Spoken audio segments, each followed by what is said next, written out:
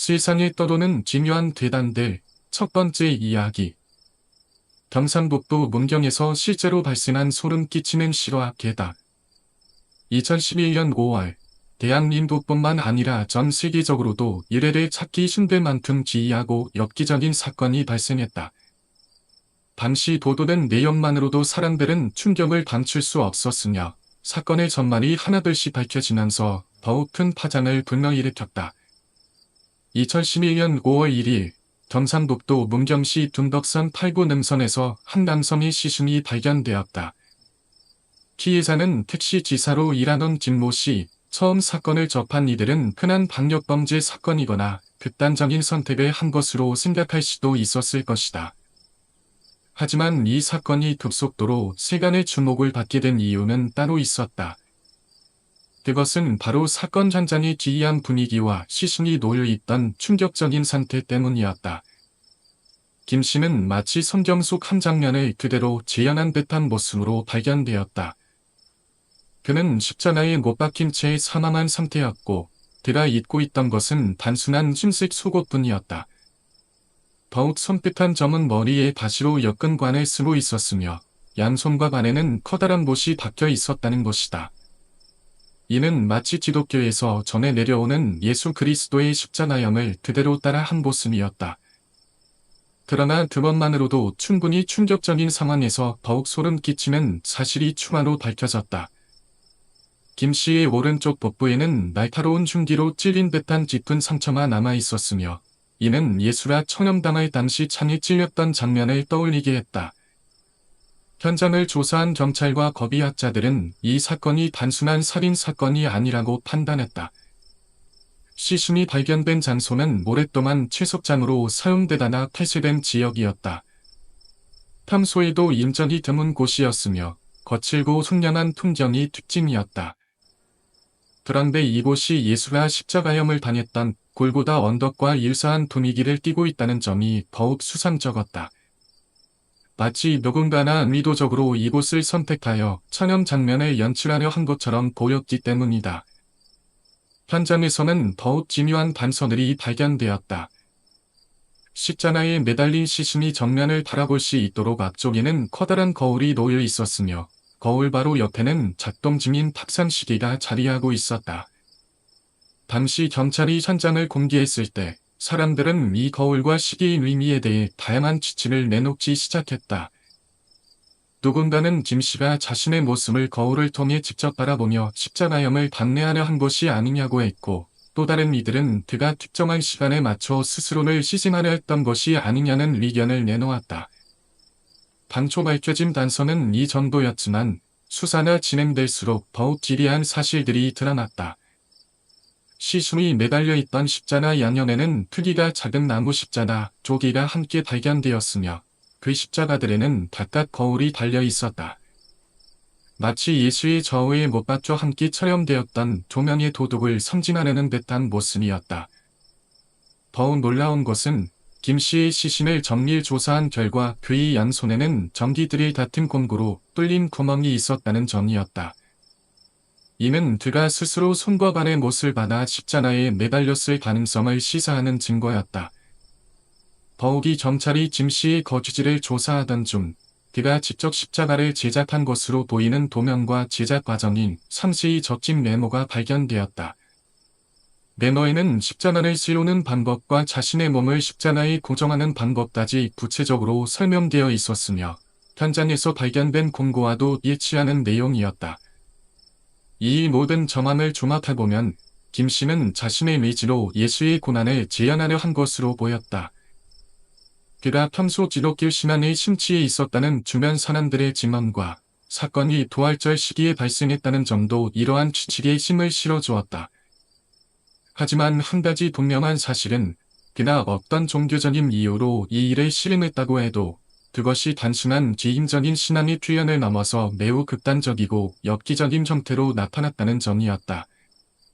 경찰은 김 씨가 종교적인 광신 상태에 빠져 이러한 행위를 벌인 것인지 혹은 누군가의 조작이나 방안에 의해 시즌된 것인지에 대해 수사를 진행했다. 그러나 시간이 지나면서 사건은 점점 미궁에 빠졌고 명확한 결론을 내리기 어려운 상태로 남아 있었다. 한때 김씨가 전직 목사였다는 소문이 돌기도 했으나 그의 동생은 형은 교회에 다니지 않던 사람이었다. 여 이를 도인했다. 결국 김씨가 정말로 예수의 고난을 제안하려 한 것이었는지 아니면 더 깊은 배경이 숨겨져 있는지에 대한 진실은 밝혀지지 않았다. 경찰 수사는 점점 더 난항을 겪었고 사건은 시간이 지나면서 점차 사람들의 기억 속에서 희미해져 갔다.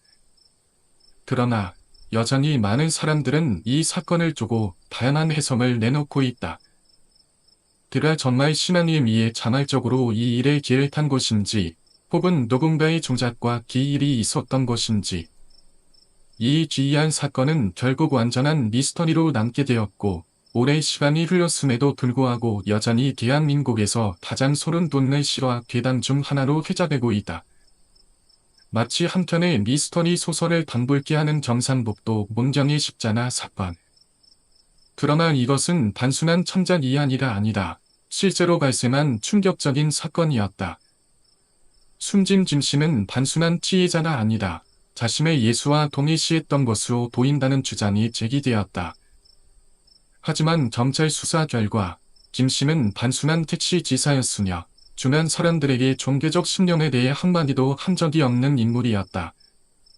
평범한 생활을 해온 그가 돌려 예수의 고난을 제안하려 했다. 그 가능성은 얼마나 될까? 이를 두고 일부에서는 김씨가 소수 종파나 사이비 종교에 숨취했을 가능성을 제기했다. 그가 평소 드러내지 않았던 믿음이 극단적인 형태로 표출된 것일까? 아니면 보이지 않는 또 다른 존재가 그의 뒤에 있었던 것일까? 이러한 의문이 해소되기도 전에 경찰 수사 과정에서 새로운 단서가 등장했다. 처음에는 자살로 추정되었지만 점점 타살 가능성이 떠오르기 시작한 것이다. 먼저 김씨의 손과 안에 구멍을 뚫었던 도구에 대한 새로운 증거가 나왔다. 당초 알려진 바와 달리 그의 신체를 관통한 것은 전동 드릴이 아니라 현장에서 발견된 소형 손 드릴로 추정되었다. 게다가 문제의 전동 드릴은 십자가에서 약 30m 떨어진 텐트 안에서 발견되었다. 김씨가 십자가에 매달리기 전 직접 구멍을 뚫었다면 그 도구가 십자가 근처에 있어야 하지만 내 그것이 멀리 떨어진 곳에서 발견된 것일까? 마치 누군가가 일부러 치워놓은 것처럼. 또한 시신의 손바닥에 박힌 곳 주변에서는 바짝 마를 살점이 붙어 있었다. 문제는 이 살점이 붙어있는 위치였다. 만약 김씨가 직접 드릴로 손을 뚫고 못을 박았다면 살점은 드릴에 남아있어야 자연스러웠다. 하지만 이 살점은 못에 붙어 있었다. 이것은 무엇을 의미하는 걸까? 경찰 측에서는 죽은 뒤 일정 시간이 지난 소의 손을 못에 끼웠을 가능성이 있다. 고 발표했다. 즉, 김씨가 살아있을 때 직접 못을 박은 것이 아니다. 사후에 누군가나 그의 손을 못에 끼워 십자가에 고정시켰을 가능성이 제기된 것이다. 그렇다면 김씨는 과연 혼자서 이 일을 단행한 것일까? 아니면 누군가의 기일이 있었던 것일까? 이 사건을 두고 경찰은 계속해서 자살로 수사를 진행하려 했다. 하지만 경찰의 태도에 의문을 품는 목소리가 높아졌다. 국과수의 단정 결과를 기다리던 중 경찰 측에서 흉기의 피해자의 피만 묻어 있으면 자살로 추정된다는 어이없는 주장을 내놓았다. 명확한 증거 없이 성급하게 결론을 내리려는 모습은 수사 방향이 특정한 결론으로 몰리고 있다는 의심을 불러일으켰다. 결국 국과수는 공식적으로 자살이라는 결론을 내렸다. 표면적으로는 납득할 수도 있는 결과였지만 상식적으로 인간이 이런 방식으로 스스로를 처형하는 것이 가능할까? 의구심을 품을 사람들은 여전히 혼자서 이 일에 힘하는 것은 불가능에 가깝다는 주장을 펼쳤다. 실제로 미시아 입지도라는 인물 역시 철저한 기회타의 십자가형을 실행하려 했지만 극심한 고통을 견디지 못해 결국 기획을 완수하지 못한 사례가 있다. 고통의 극심한 상황에서 끝까지 완수하는 것은 거의 불가능하다는 것이다. 김씨 역시 고통을 극복할 수 있었을까? 아니면 누군가나 그의 계획을 끝까지 완성하도록 도왔던 것일까? 이론적으로 김씨가 스스로를 십자가에 매다는 것이 불가능하지는 않다. 그 방법은 대략 다음과 같다. 십자가를 미리 제작한 뒤 이를 세운다. 머리에 다시 면류관을 쓴다. 십자가를 타고 올라나 서리를 먼저 고정한다. 상체를 수리고 발등에 드릴로 구멍을 뚫은 후 스스로 대못을 받는다. 망치를 바닥에 번져버린 뒤 목을 십자가에 묶는다. 마지막으로 흉기로 자신의 옆구리를 찌른다. 이 모든 과정이 단독으로 가능한가? 그것이 7대의 미스터리다. 사건이 종결된 후에도 사람들은 여전히 이 사건을 두고 다양한 해석을 내놓았다. 김씨는 정말 신앙심에 의해 스스로를 희생한 것일까? 아니면 그의 믿음을 이용해 누군가나 그를 희생시킨 것일까? 이 사건은 결국 명확한 해답 없이 미궁 속으로 사라졌지만 사람들의 기억 속에서는 여전히 가장 섬뜩한 시와 괴담 중 하나로 남아있다. 이 사건은 시간이 지나면서 점점 더 기이한 방향으로 흘러갔다. 처음에는 단순한 자살로 보였던 이 사건에 대해 그것이 알고 싶다에서는 중요한 의문을 제기했다. 과연 김씨는 스스로 이러한 극단적인 행위를 끝까지 완수할 수 있었을까? 혹은 광신도 협력자나 존재했던 것은 아닐까? 자살 방법 자체는 이론적으로 불가능하지는 않다.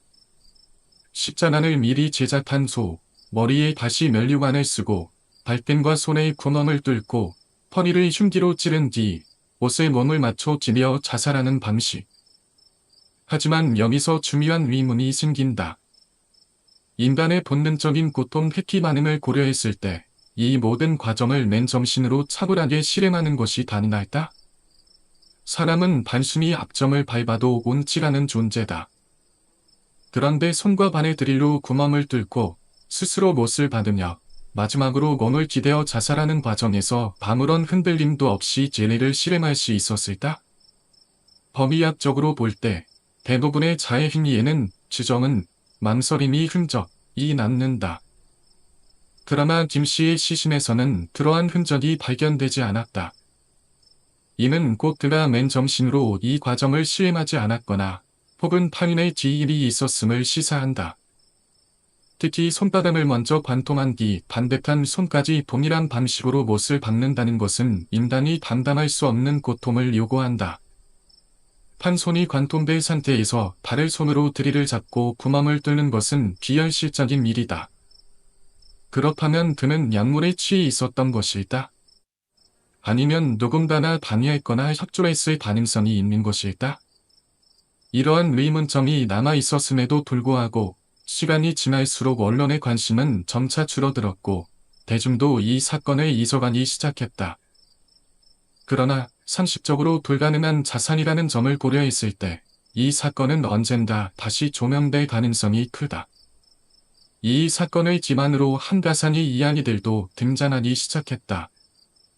채널 A에서 방송한 모큐멘터리 사인 원에서는 이 사건을 모티브로 한 듯한 허구의 사건을 다루었다. 방송의 설정에 따르면 사건이 발생한 지 한 달 후 동일한 장소에서 또 한 부의 시신이 발견되었다는 것이다. 그리고 두 번째 시승자는 명확한 파산로 결론이 내려졌으며 사건의 배경에는 특정 사입이 종교가 연루되었다는 내용이 담겨 있었다. 이 방송은 상당한 관심을 끌었고 구글 검색어 순위에도 오르며 사람들의 주목을 받았다. 그러나 모큐멘터리, 다짜 다큐멘터리, 나는 특성상 허구를 사실처럼 연출하는 방식이 논란을 불러일으켰다. 방송을 본 일부 시청자들은 이런 식으로 방송을 할 거면 차라리 하지 말라며 비난했고 전파 낭비라는 혹평도 이어졌다. 그럼에도 불구하고 실제 사건과 모큐멘터리 속 이야기가 묘하게 겹쳐지는 부분들이 있었다. 방송에서 반응 내용에 따르면 사건의 배후에는 거대한 종교적 단체가 존재했으며 이는 공군 횡령과 살인을 은폐하기 위해 자살을 미장한 파살을 감행했다는 것이다. 물론 이는 어디까지나 속으로 제작된 이야기였지만 시청자들은 실제 사건에도 유사한 배경이 있는 것은 아닐까. 나는 의혹을 품기 시작했다. 또한 사건의 목격자를 자처하는 한 인물이 등장했다. 그는 자신이 운영하는 온라인 카페에서 시선이라는 닉네임을 사용하며 김씨가 자신의 카페에 가입되어 있었다고 주장했다.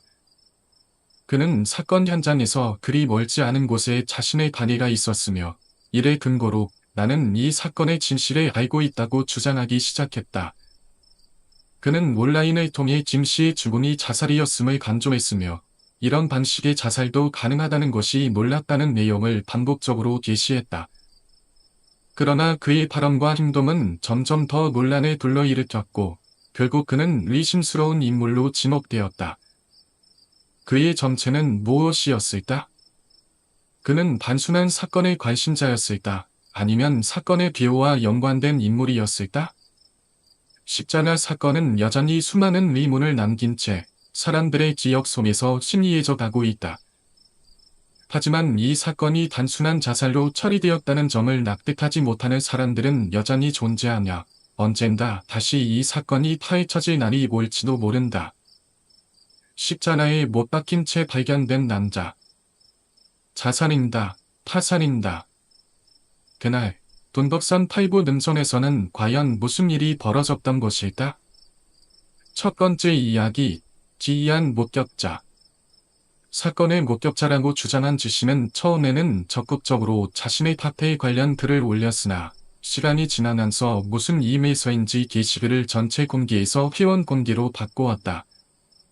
마치 외부의 눈을 피하려는 듯한 핀동이었다. SBS 그것이 알고 싶다에 따르면 최초로 사건 현장을 목격한 사람은 지씨와 함께 있던 연보먹자 부자였다고 한다. 그런데 여기서 이상한 점이 드러났다. 원래부터 산에서 던을 찌우던 연보먹자 부자는 그날따라 왜 산을 찾았던 걸까? 놀랍게도 그들을 산으로 이끈 것은 바로 주씨였다. 그는 연보먹자 부자에게 산을 가보자고 제안했고 결국 그들을 사건 현장까지 안내한 것이었다. 더 기이한 점은 십자가에 못 박힐 시신을 목격한 후의 반응이었다. 일반적으로 이런 끔찍한 광경을 본다면 당장 경찰에 신고하는 것이 정상이다. 그러나 주씨는 달랐다. 그는 놀라기는커녕 조용히 카메라를 꺼내어 시신을 찍기 시작했다. 그것도 아주 차분한 태도로 말이다. 물론 희귀한 사건이나 이례적인 광경을 보면 사진을 찍고 싶어 하는 사람이 있을 수도 있다. 하지만 이 경우는 달랐다. 사건 현장에 도착한 순간부터 그의 행동은 지나치게 침착했고 마치 처음부터 이 장면을 기록하려 한 것처럼 보였다. 이 모든 정황을 보면 그나 사건과 무관하다고 단정 짓기는 어렵다.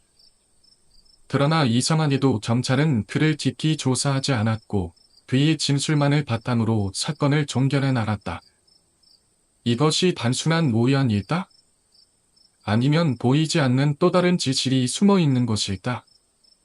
두 번째 이야기, 목이 나에게 속삭였다. 나는 중학교 시절 체육계 동아리에 가입되어 있었다. 어느 날, 다른 에서 원정 경기가 있어 도원들과 함께 작은 버스를 타고 원정 경기를 떠났다. 시합은 별탄 없이 끝났고 정리와 뒤풀이를 마친 뒤 우리는 집으로 돌아가기 위해 버스에 올랐다. 고속도로를 빠져나와 지난 국도로 접어들자 차는 조용해졌다. 내가 살던 곳은 산안이 산으로 둘러싸여 있었고 어디를 가들 산을 넘어가야 했다. 그 때문인지 지만 국도에는 바느레일이 설치되어 야생동물의 접근을 막고 있었으며 가로등 하나 없는 어두운 길이 계속되었다. 아침부터 장거리 이동과 시합까지 치른 탓에 대부분의 도원들은 골아떨어졌다. 나 역시 몹시 졸렸지만 경기의 여운 때문인지 잠이 오지 않았다. 옆에 앉은 친구도 깊이 잠들어 있었기에 나는 그저 멍하니 창밖을 바라보고 있었다. 찬바는 칠흑같이 어두웠고 반사판이 부착된 가드레일만이 희미하게 빛을 반사하고 있을 뿐이었다. 그렇게 시간이 흘렀을까 문득 설명할 수 없는 위화감이 들었다. 그때 버스는 완만한 커브를 돌고 있었는데 이상하게도 뒤에 한가운데에 가로등이 하나 보였다. 평소 이 길을 지나며 본 적이 없었던 곳이었다. 이상하다. 가로등이 왜 저기 있지? 그 의문을 품던 순간 나는 그것을 보았다. 긴 머리카락을 늘어뜨린 모투서만 목이 버스와 같을 속도로 바드리를 따라 이동하고 있었다. 그것은 가로등 불빛 아래에서도 희미하게 보였지만 너무나 선명했다. 머리카락은 바람에 흩날리지 않았고 얼굴은 마치 석고상처럼 굳어 있었다. 나는 온몸에 소름이 돋았지만 시선을 돌릴 수 없었다. 이상하게도 어두운 속에서도 얼굴의 표정과 머리카락의 움직임이 확연하게 보였다. 그리고 누군가 작게 비명을 질렀다. 순간 그 목은 사라졌다. 그러나 사라지는 마지막 순간 그것은 확실히 우리를 쳐다보며 미소를 지었다. 그리고 귓가에 속삭이는 소리가 울렸다. 너도 고. 두 번째 이야기. 목이 나에게 속삭였다. 계속. 목이 사라진 뒤에도 나는 여전히 온몸이 굳은 채 공포에 떨고 있었다. 하지만 주변을 둘러보니 버스 안은 변함없이 조용했고 친구들은 뒷기 잠들어 있었다. 마치 내가 방금 본 것이 현실이 아닌 환상인 것처럼 느껴졌다. 도대체 방금 본 건 뭐였지? 혼란스러워하며 점심을 가다듬고 있을 때 갑자기 뒤에서 누군가가 내 머리를 툭툭 쳤다. 놀란 나는 고개를 돌렸고 그곳에는 이인현 선배가 서 있었다. 선배의 얼굴은 천백했고 그 표정에는 공포가 서려 있었다. 아마 내 얼굴도 같은 표정이었을 것이다. 지금 그거 봤니? 나는 아무 말도 하지 못한 채 선배를 바라보았다. 그러자 선배는 낮은 목소리로 속삭였다. 못 본 걸로 하자. 나는 곧바로 고개를 끄덕였다. 그리고 그 이후로 누구에게도 목에 관한 이야기는 하지 않았다.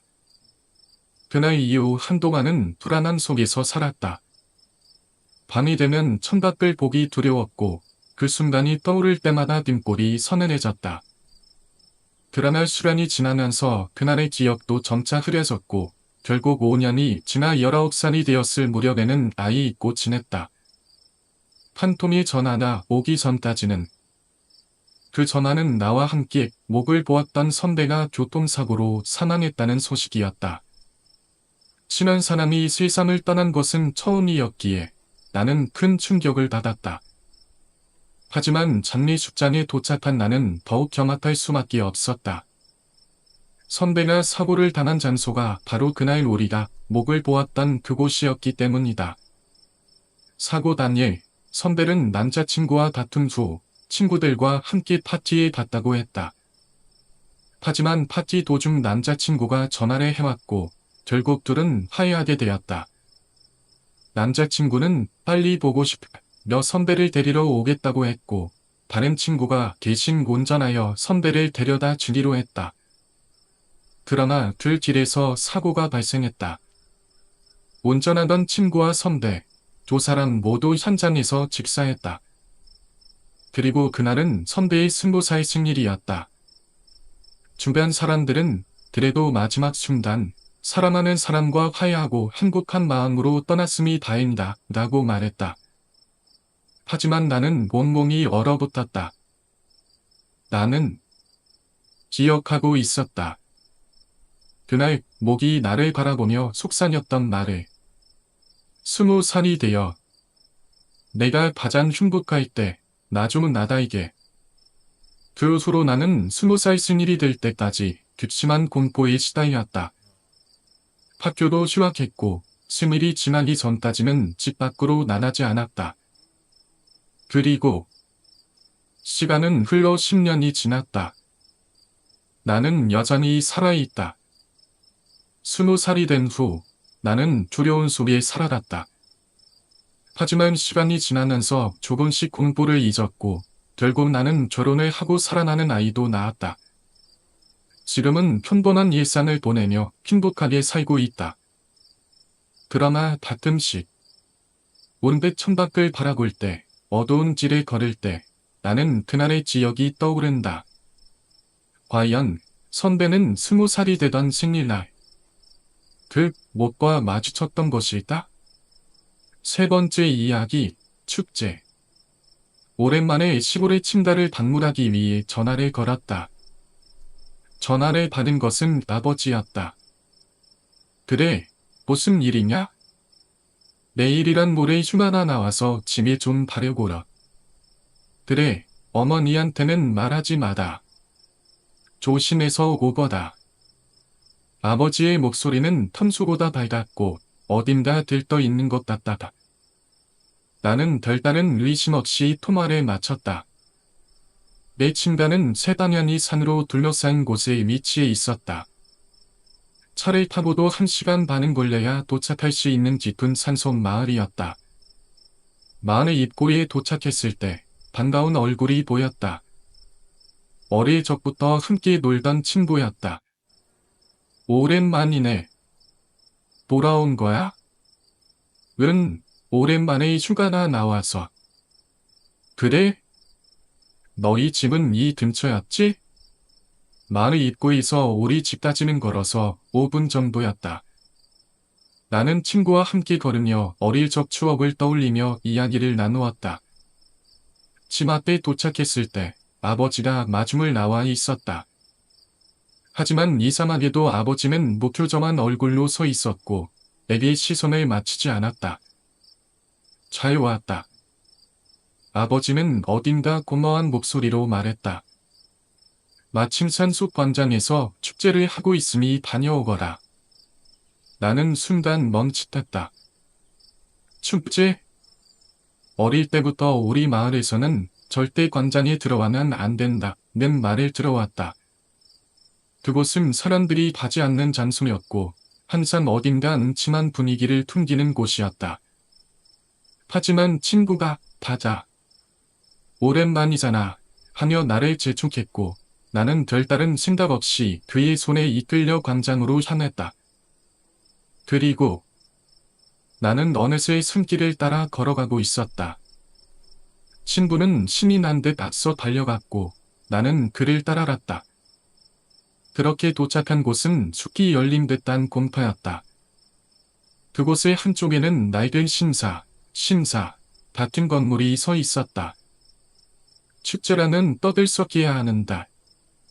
그런데 그곳은 너무나 조용했다. 기분이 이상할 정도로. 축제는 안 하나? 나는 조심스럽게 물었다. 그때였다. 심사의 문이 열리며 신주가 모습을 드러냈다. 그는 눈을 감은 채 알 수 없는 언어로 무언가를 중얼거리기 시작했다. 그리고 동시에 어디선가 복소리와 치리 소리가 들려왔다. 나는 온몸이 얼어붙었다. 그 소리는 분명 바로 옆에서 들리는 듯한데 아무도 악기를 연주하고 있지 않았다. 그리고 남은 그림자 사이에서 사람들이 몰려오기 시작했다. 모두 이상한 방안을 쓰고 있었고 화려한 옷을 입고 있었다. 나는 발을 떼지도 못한 채 그들을 바라보았다. 그들은 춤을 추고 있었다. 그런데 그들의 발이 땅에 닿지 않았다. 세 번째 이야기, 축제, 계속. 그들은 놀이를 둘러싸 원을 이루더니 한 차량씩 횃불을 들고 불을 붙였다. 그리고 곧장 진유한 춤을 추기 시작했다. 그 춤은 마치 비디오를 빠르게 갖는 듯한 느낌이 들 정도로 이질적이었다. 팔과 다리가 이상한 각도로 움직였고 몸이 뒤정찬적인 속도로 흔들렸다. 마치 현실이 아닌 꿈속의 장면을 보고 있는 것 같다. 나는 온몸에 소름이 돋았다. 돌아다자. 나는 친구에게 소리쳤다. 하지만 친구는 눈을 빛내며 그 춤을 신기한 듯 지켜보기만 했다. 그는 나의 말을 듣지 못하는 것 같다. 나는 듣고도 반응하지 않는 것처럼 보였다. 나는 쪼리번벌이 나나 원형춤 중에 유일하게 열린 공간이 있다는 것을 알아차렸다. 출구였다. 도망가자. 나는 친구를 향해 소리치며 그 출구를 목표로 전력 질주했다. 반응이 몸이 반응한 덕분인지 나는 빠르게 원형의 경계를 넘어 마을 쪽으로 뛰어갔다. 그러나 친구는 따라오지 않았다. 나는 한 번도 뒤를 돌아보지 않은 채 집으로 달려갔다. 집에 도착하자 아버지가 촌관 앞에 서 있었다. 아버지, 큰일이에요. 나는 거친 숨을 몰아쉬며 소리쳤다. 하지만 아버지는 미소를 지으며 조용히 말했다. 아무래도 무사히 끝난 모양이구나. 네? 뭐가요? 나는 이해할 수 없었다. 친구는 여전히 광장에 남아있는데 무사히 끝났다니? 아버지는 내게 물었다. 그 녀석의 이름이 뭐였지? 나는 대답하려 했지만 그 순간 머릿속이 새하얘졌다. 이상했다. 분명히 방금 전까지 함께 있었던 친구인데 나는 그의 이름이 떠오르지 않았다. 아니, 이름뿐만이 아니었다. 그의 얼굴조차 도저히 기억나지 않았다. 나는 공포에 휩싸였다. 그러자 아버지가 조용히 입을 열었다. 그것은 이 땅에 예전부터 깃들어 있는 존재 같은 것이다. 내가 방금 본 그것은 어린아이의 모습이었다. 그러나 태어나려고 필사적으로 거둠거리고 있었지. 하지만 내가 아는 것처럼 완전히 인간이 될 수는 없는 법이다. 그 존재는 기본적으로 해를 끼치지는 않는다. 하지만 내가 바깥에서 온 사람이라는 이야기라 다르지. 나는 차마 말을 잇지 못했다. 그것이 해를 끼치는 조건은 두 가지가 있다. 아버지는 차분하게 설명했다. 첫 번째, 홀릴 사람이 자신이 홀렸다는 것을 깨닫는가. 두 번째, 말을 밖으로 나가는가. 나는 아버지의 말을 듣고서야 깨달았다. 광장에서 춤을 보고 있을 때 나는 친구를 이상하다고 생각했고 본능적으로 도망쳤다. 그 순간 나는 홀렸다는 사실을 깨달은 것이다. 만약 거기서 멈추지 않았더라면 나는 어떻게 되었을까? 아버지는 깊은 한숨을 내쉬었다. 마을 자체가 결계 같은 구조라서 신은 여기에서만 존재할 수 있어. 하지만 내가 그 두 가지 조건을 충족했다면 그 신은 널 발의 세계로 데려갔을 거야. 나는 그제야 깨달았다. 아버지가 처음부터 나를 광장으로 보낸 이유. 아버지는 제가 신에게 홀렸다고 생각하셔서 광장으로 일부러 보내신 거였나요? 아버지는 고개를 끄덕였다. 그렇다. 그리고 미리 신주에게 전화를 걸어 의식의 준비를 부탁했지. 그 신주 진화는 대대로 그런 역할을 해왔다. 마을에서 신에게 홀릴 사람들을 돕는 거지. 다만 그 양반도 그걸 무서워하고 있어. 그래서 너를 맞이할 때 눈을 감고 의식을 했던 거다. 나는 소름이 돋았다. 그 신은 축제나 떠들썩한 걸 좋아한다. 그래서 독이나 키리 소리를 내서 사람들을 현혹시키는 거야. 나는 그때 광장에서 봤던 반연을 쓴 사람들을 떠올렸다. 그런 그 기묘한 반연을 쓴 사람들은 누구였어요? 아버지는 조용히 말했다. 그곳에는 신주 3명밖에 없었을 텐데. 나는 온몸이 얼어붙었다. 그럼 그 춤추던 사람들은 대체 누구였던 걸까? 다음 날 나는 도시로 돌아가기로 했다. 마을을 떠나는 길목에서 나는 작은 지장보살이 모여있는 것을 보았다. 그리고 그 순간 이상한 기분이 들었다. 그 지장보살의 얼굴이 어딘가 짓궂게 웃고 있는 것처럼 보였다. 네 번째 이야기, 나, 그리고 기. 이 이야기는 5년 전의 일이다. 나는 이전 회사에서 별표를 만났다. 처음 입사했을 때 나는 서툴러서 실수를 많이 했다. 그런 나를 도와준 사람이 바로 기였다. 그는 일을 대충 가르쳐 줬지만 동갑이라는 이유로 우리는 빠르게 친해졌다. 무엇보다도 둘 다 자동차를 좋아했기 때문에 우리는 거의 매일같이 술을 마시며 자동차 이야기를 나누곤 했다. 그러나 입사 후 반년 정도가 지나자 기는 갑자기 나와 거리를 두기 시작했다. 술자리에 가는 횟수도 줄었고 전과 달리 나에게 말을 거는 일도 적어졌다. 나는 그저 처음에 나를 배려해줬던 것이라고 생각했지만 시간이 지나면서 대화조차 거의 사라졌다. 3개월쯤 지나자 그는 아예 나에게 말을 걸지 않게 되었다. 나는 속이 상했다. 내가 뭔가 잘못한 걸까? 다른 동료들에게 첨단했지만 모두들 기는 예전과 다름없고 말했다. 하지만 그들의 표정은 어딘가 이상했다. 그러던 어느 날 길은 갑자기 무단결근을 하기 시작했다. 2주일이 지나도록 출근하지 않았고 나와 천차는 여러 번 연락을 시도했지만 연락이 닿지 않았다. 마침내 우리는 기의 긴급 연락처에 적힌 주소로 전화를 걸었다. 그러나 가족들도 그와 연락이 되지 않는다고 했다. 나는 걱정이 되어 기의 주소를 상사에게 물었고 결국 직접 그의 짐을 찾아가기로 했다. 기의 집은 매우 낡은 목조 아파트였다. 주변은 hun기해져 잡초가 무성했다. 그의 방은 2층 가장 끝쪽에 있었다. 나는 높은 계단을 올라다 복도를 따라 걸었다. 그리고 문 앞에 도착하자 문대에는 확실히 기의 이름이 적혀 있었다. 그러나 문 앞에는 산더미처럼 쌓인 순문과 우편물이 있었다. 나는 불길한 예단에 물을 두드렸다. 하지만 아무런 대답도 없었다. 이윽고 나는 깨달았다. 기의 집에 오는 것은 처음이었는다. 나는 이곳을 본 적이 있는 것 같은 기분이 드는 걸까? 네 번째 이야기, 나, 그리고 기속. 나는 초인종을 눌렀다.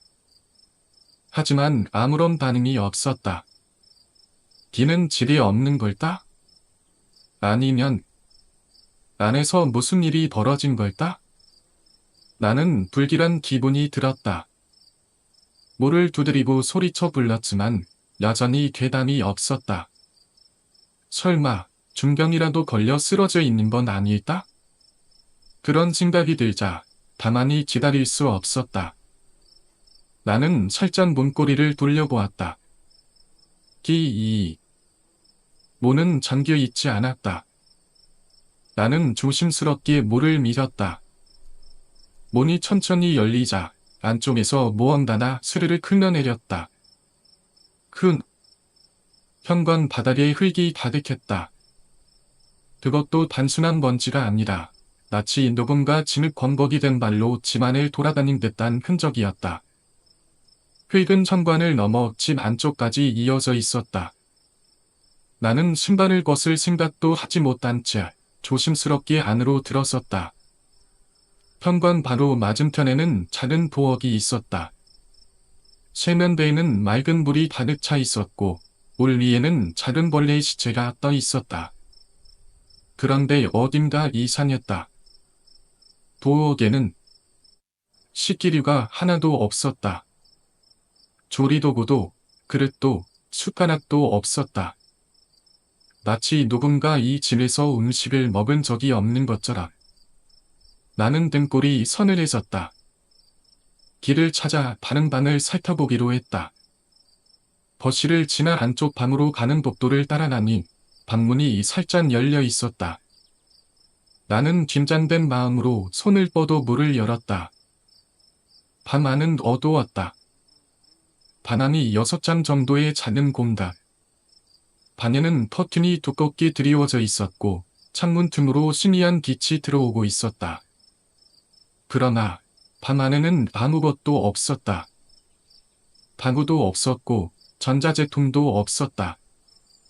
TV도, 케이블도, 침대도 없었다. 하지만 방 한 부선에 매우 거대한 검은 물체가 놓여 있었다. 나는 숨을 삼켰다.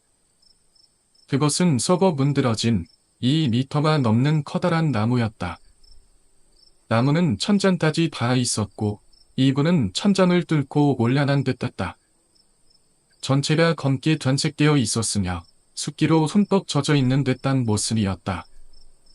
아래쪽에는 곰팡이인지 이끼인지 알 수 없는 기묘한 식물이 자라고 있었다.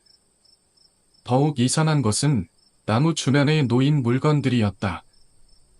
석주, 석주. 불들이 손재주 좋게 쌓여 있었고 마치 제단처럼 보였다.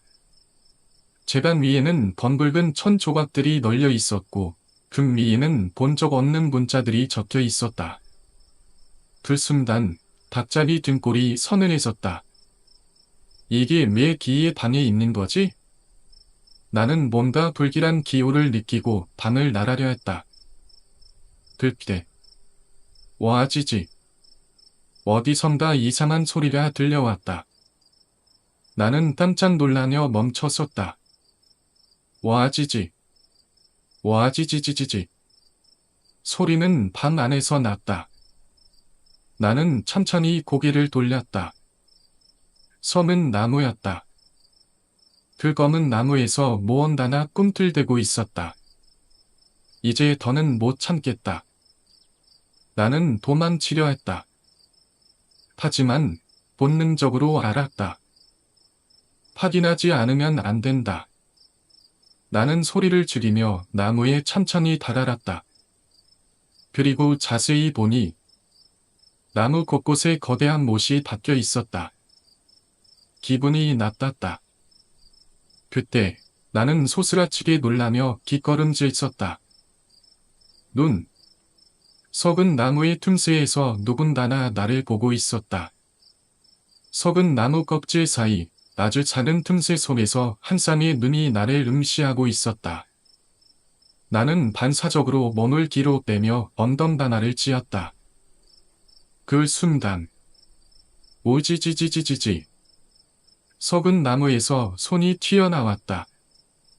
그것은 분명 인간의 손이었다. 나는 정확하며 뒷걸음질 쳤다. 그리고 그 안에 기가 있었다. 기는 썩은 나무 안에 닫혀 있었다. 머리카락은 거의 다 빠져 있었고 피부는 검투르게 변해 있었다. 입을 터무니없이 크게 벌리고 침을 질질 흘리고 있었다.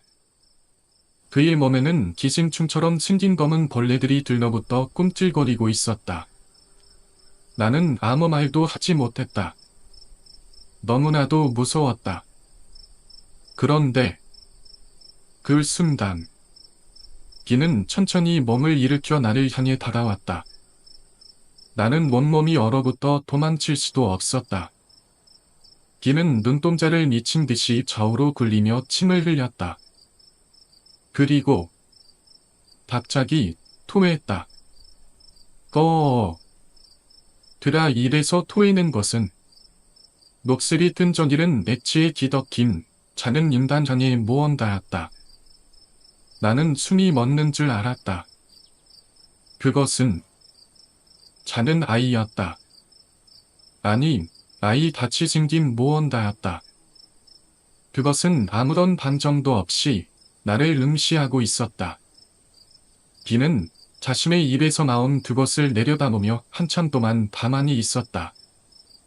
그리고 천천히 그 작은 형체를 다시 삼키려 했다. 나는 그 모습을 보고 더 이상 버티지 못했다. 나는 필사적으로 몸을 일으켜 기명을 지르며 밤을 뛰쳐나왔다. 네 번째 이야기, 나, 그리고 기, 완결. 나는 미칠 것만 같았다. 아니, 어쩌면 나는 이미 미쳐 있었는지도 모른다. 그것은 단순히 비의 탓이 아니었다. 물론 비도 무서웠다. 그가 어떻게 변해버렸는지, 어떻게 인간이기를 포기했는지, 그것만으로도 충분히 끔찍했다. 하지만 그보다 훨씬 무서운 것이 있었다. 비에 든 기에서, 썩은 나무의 틈에서, 비와 같은 모습의 것들이 기어나오고 있었다. 그것들은 똑같이 머리카락이 빠지고 번투르게 변한 피부를 가진 채 나무 틈에서 모습을 드러내고 있었다. 마치 기가 여러 개 복제된 것처럼. 나는 생각할 겨를도 없이 생존 본능이 위에 움직였다. 도망쳐야 해. 도망쳐야 해. 나는 필사적으로 방을 끼쳐나왔다. 현관으로 내달리며 물을 박차고 나가려던 순간 무의식적으로 뒤를 돌아보았다. 그때 나는 기와 같은 모습의 것들에게 붙잡혀 버텨가는 모습을 보았다. 하지만 기의 표정은 고통에 찬 것이 아니었다. 오히려 만족스러운 미소를 짓고 있었다. 그 이후의 기억은 없다.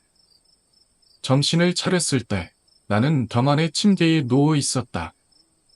의사는 내가 길가에서 기절해 있는 것을 지나가던 햇님이 발견해 병원으로 옮겼다고 했다.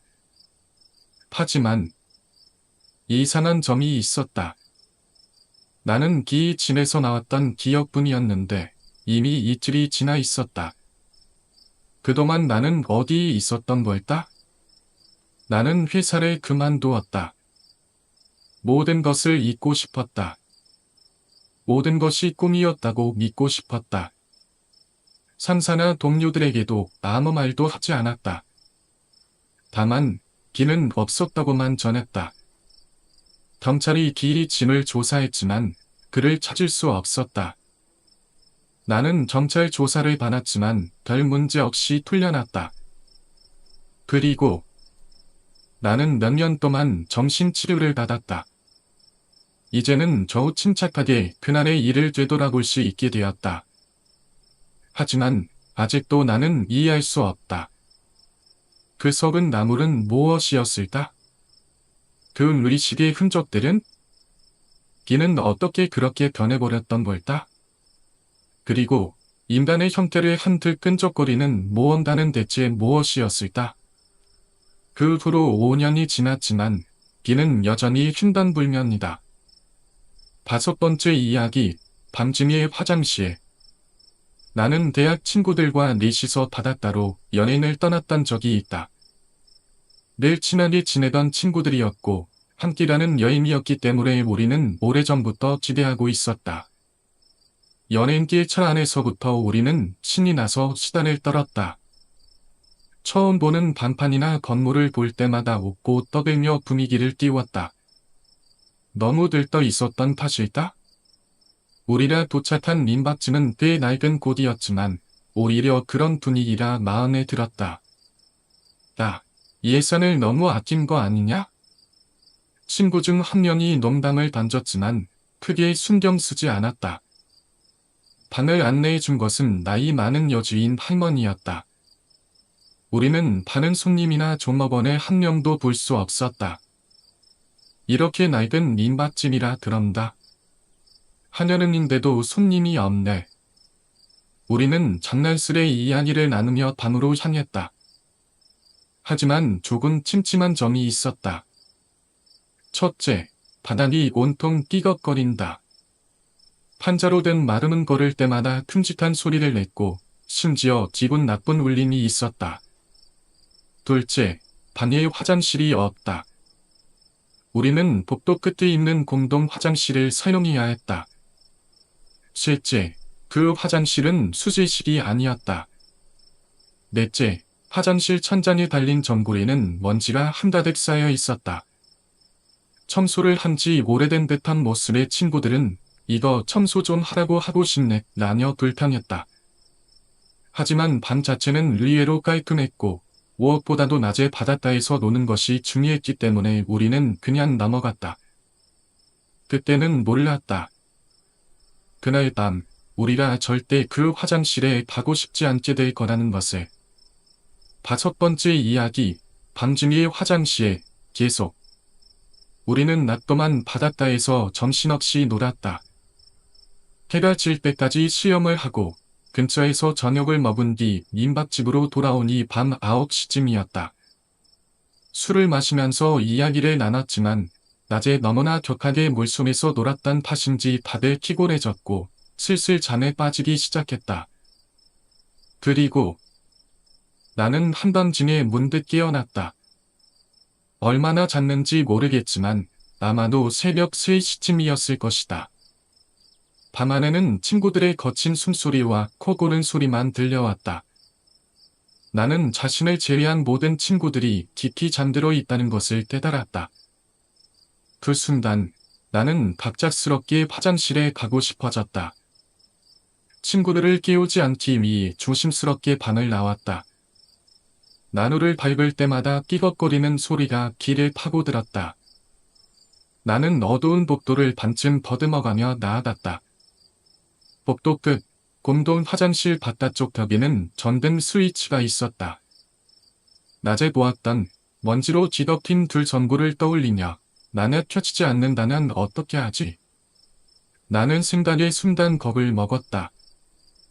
그러나 다행히도 전등은 켜졌다. 빛은 매우 약했지만 최소한 화장실 내부를 알아볼 수 있을 정도였다. 나는 급한 용무를 해결하기 위해 연결을 보려고 했다. 그런데 그때였다.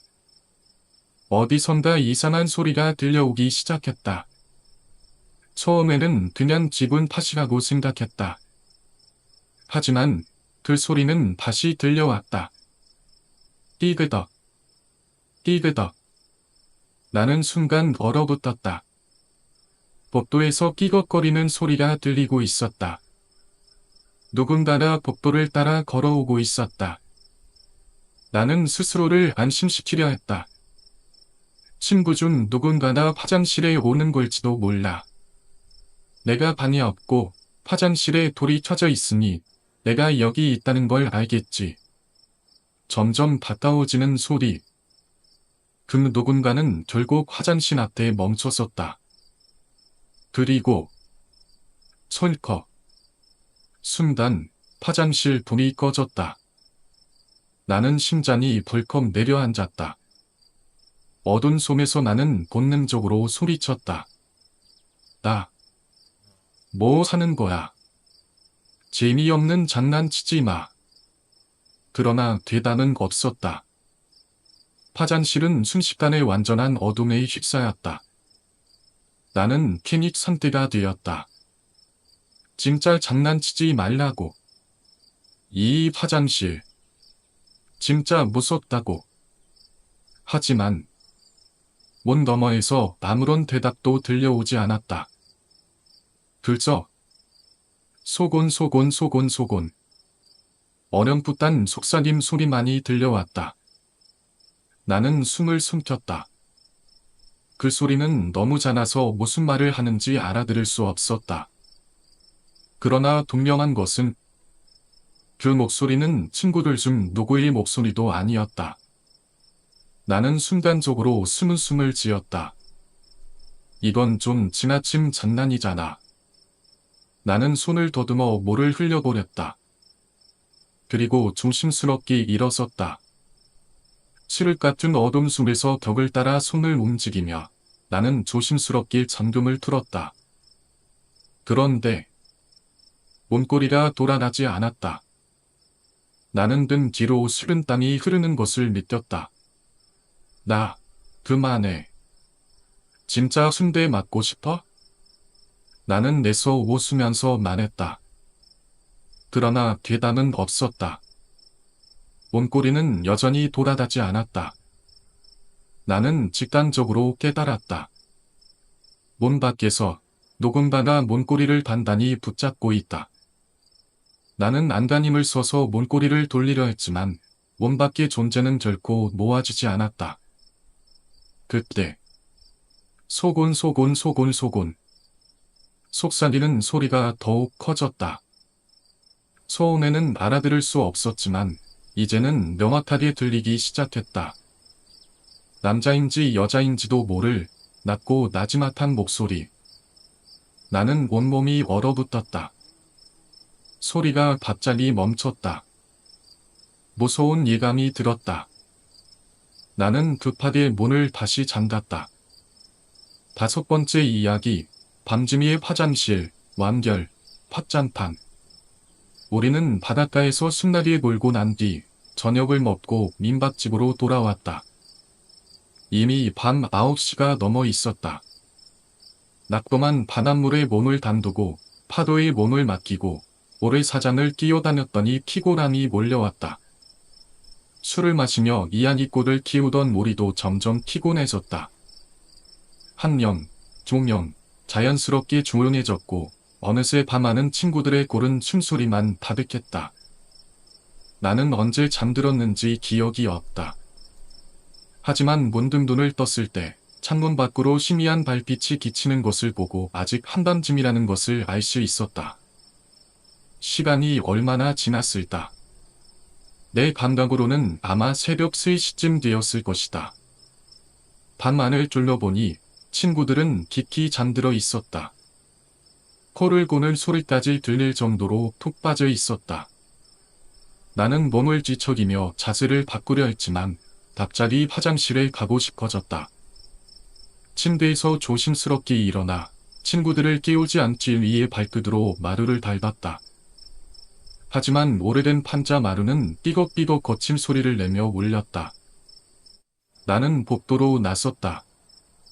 어두운 복도를 따라 걸어가면서 복도 끝에 있는 공동 화장실의 전등 스위치를 떠올렸다. 낮에 보았던 먼지가 잔뜩 쌓인 그 전구. 만약 전구가 나다버리면 어쩌지?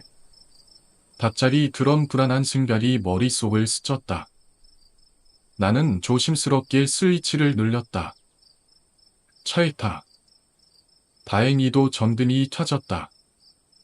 기침 약했지만 적어도 화장실 내부를 볼 수 있을 정도였다. 나는 재빨리 안으로 들어가 문을 닫았다. 그리고 용별을 보려는 순간 어디선가 이상한 소리가 들려왔다. 처음에는 그냥 바람 소리겠지 싶었다. 하지만 띠글덕, 띠글덕 복도에서 발소리가 들려왔다. 나는 긴장했다. 누군가가 복도를 따라 천천히 걸어오고 있었다. 나는 마음을 가라앉히고 생각했다. 남아 친구 중 누군가가 화장실에 오려는 거겠지.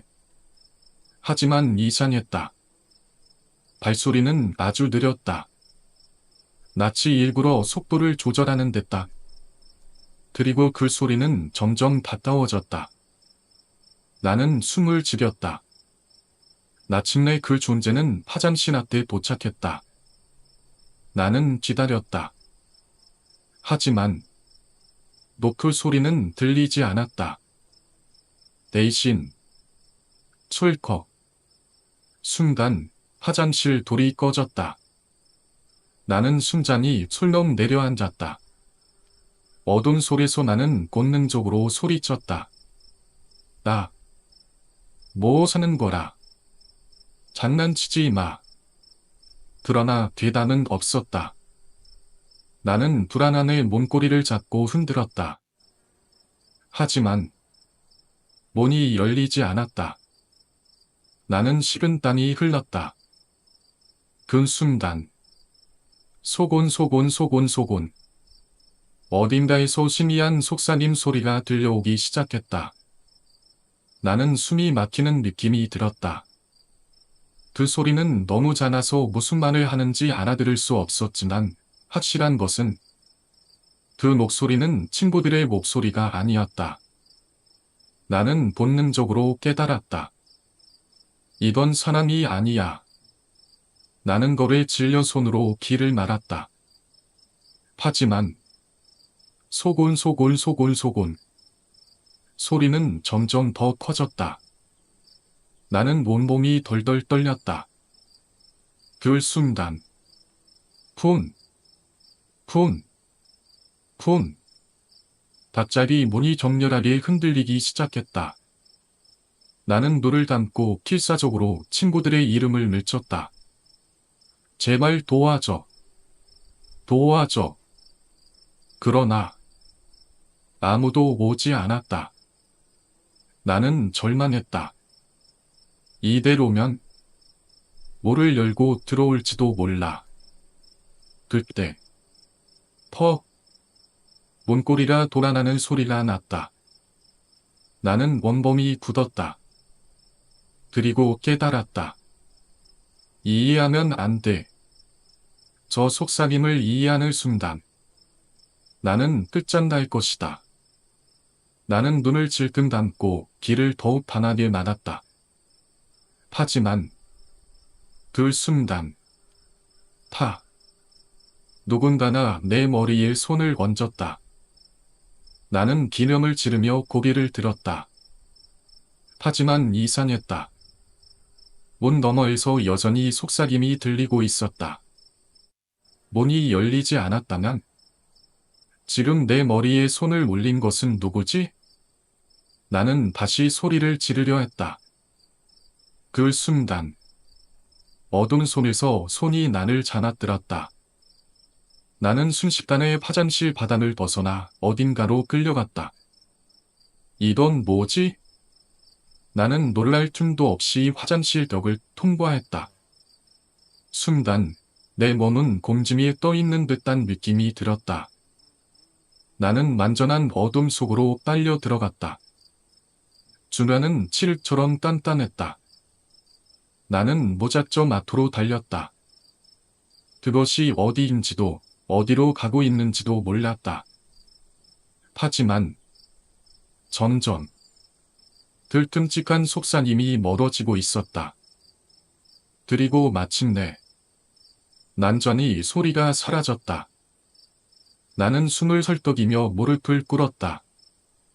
살았다.